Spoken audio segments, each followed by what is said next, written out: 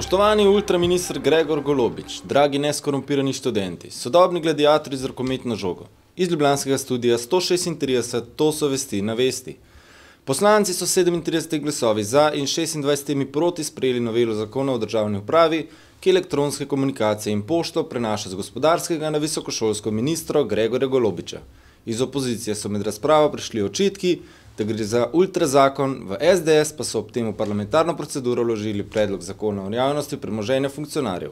Zvonko Černač, ki je zatrdil, da bi na ta način preventivno delovali na področju koruptivnih dejanj in klientelizma, je začel pred svojim pragom.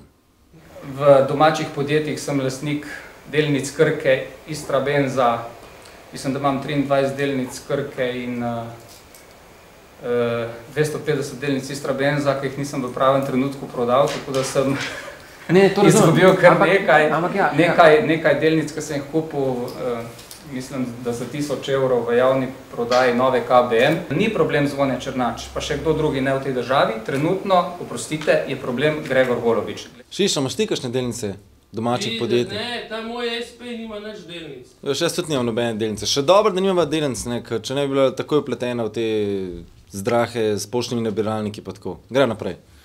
Predlog SDS-a pa predvideva, da bi premoženje funkcionarjev objavili kar na spletnih straneh Računskega sodišča. Pobudo so takole komentirali nekateri poslanci. Ja, mi mislimo, da je to dober predlog. Koliko Murinih oblačil ima Radovan Žerjav? Ja bi mogel prešteti, nekaj jih imam res. Ampak izključno Murine, drugih pa nimam. Ali imate morda tudi kakšne Armani spodnje hlače, če smo tako malce karikirali? Ne, tega pa nimam. Poglejte, tisto, kar sem jaz zaslužil, preden sem prišel v državni zbor, nikogar nič ne briga. In kar jaz imam, je moje in nikogar nič ne briga. Kosova komisija kontrolira, kaj sem jaz dodatno dobil v času mojega službovanja v državnem zboru. To je relevantno in o tem je treba razglabljati. Vendar pa nikogar nič ne briga, kaj meni visi po stenah in tako naprej. Ta predlog zakona ocenjujem kot še eno izmed željenih všečnih potez opozicije v tem mandatu. Mi imamo protikorupcijsko komisijo in mi smo te postopke vodili že do sedaj. Sama ideja o tem, da bi bilo to premoženje javno objavljeno, pa že nekaj časa v političnih krogih ni več sporna, čeprav mislim, da je nekateri zagovarjajo z velikim smokom v grlo. Od smokov takšnih in drugačnih pa k sumom korupcije. Podmladek NSI-ja je protikorupcijski komisiji podal prijavo za sum korupcije v zvezi z javnim razpisom o elektronizaciji študentske prehrane. Kot je dejal Jernej Vrtovec, je bila favorizirana rešitev, ki jo lahko preko hčerinskih podjetij vzpostavi samo Ultra. To ta Golobičeva Ultra, ne? Ja. No, vidite, pa je spet Gregor Golobič na pladnju. Na pladnju. Pač na tisti srebrni stvari, na kateri nosimo stvari. Poglejmo. Seveda sporno pa najbolj to, da je nekdanji šef razvoja v Ultri tudi član razpisne komisije in predlaga konec koncev ta sistem, podoben sistem, ki ga je on nenazadnje tudi razvil. No, zdaj pa paste, to ne boste verjeli, pa generalni sekretar ŠOS-a Aleš Bržan je povedal, da so komisiji za preprečevanje korupcije že v petek podali predlog za uvedbo postopka, ker želijo, da razpis preveri neodvisen organ, s čimer naj bi ovrgli nekatere zavajanja. To so ta zavajanja NSI-ja, verjetno, ne? Razpis po planu bi moral biti končan do konca tega meseca, to pomeni, takrat bi naj izbrali ponudnika. Zaenkrat se še oblikuje tehnična dokumentacija, zato da bo ta sistem čim boljši. Pa zdaj lahko nadejemo, da bo ta razpis razveljavljen? Jaz mislim, da ne bo. Če bo razveljavljen, bo to zaradi kakšnih strokovnih pogojev oziroma omejitev. Zaradi političnih pritiskov jaz res dvomim, da bomo to delali. Tako kot ponavadi pri novi vladi je vse čisto in transparentno. Novo izvoljeni evropski poslanec in še nekaj dni predsednik odbora Državnega zbora za zunanjo politiko Ivo Vajgl je pred odhodom na novo delovno mesto povedal, ali bo pogrešal koga drugega kot Branka Grimsa.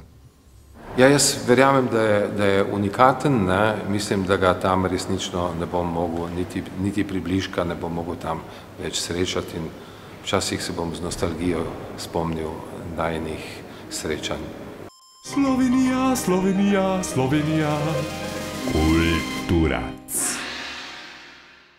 Letošnji 50. Ljubljanski jazz festival bo odprl vrata 29. junija in bo trajal vse do sobote 4. julija. Slišali bomo lahko mojstre kot je John Zorn, Richard Galliano, Gonzalo Rubalcaba, Mark Ribot, Avishai Cohen in še mnoge druge, katerim delamo krivico, ker jih nismo našteli.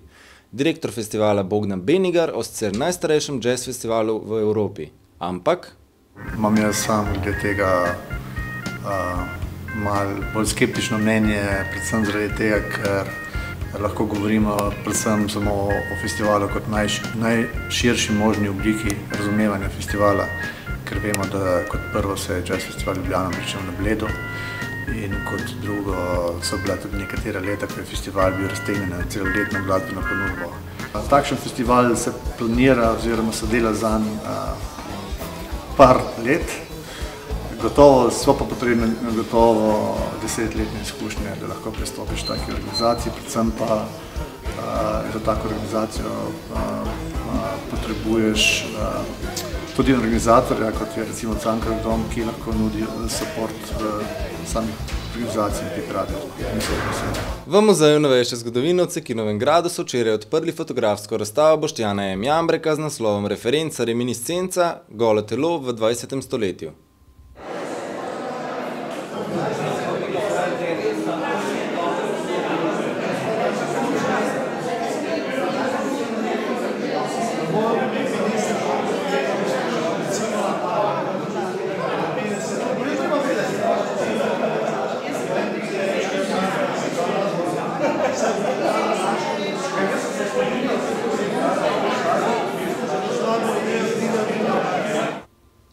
Pa Zlatko, kako si to posnel? No? Kako je to posnel Šiš Zlatko? No? Ni bilo prav veliko gole kože, ne? Ne, bolj prazni kozarci. Prazni kozarci šampanca, Zlatko, kaj si vse najboljše posnetko domov odnesel, ali kaj drugič na takih dogodkih več gole kože. V galeriji Kresija bo do 12. julija Matjaž Stražar na ogled postavil svoj atelje, v katerem si lahko v tem času ogledate njegove videoprojekcije, slike in umetniške izdelke.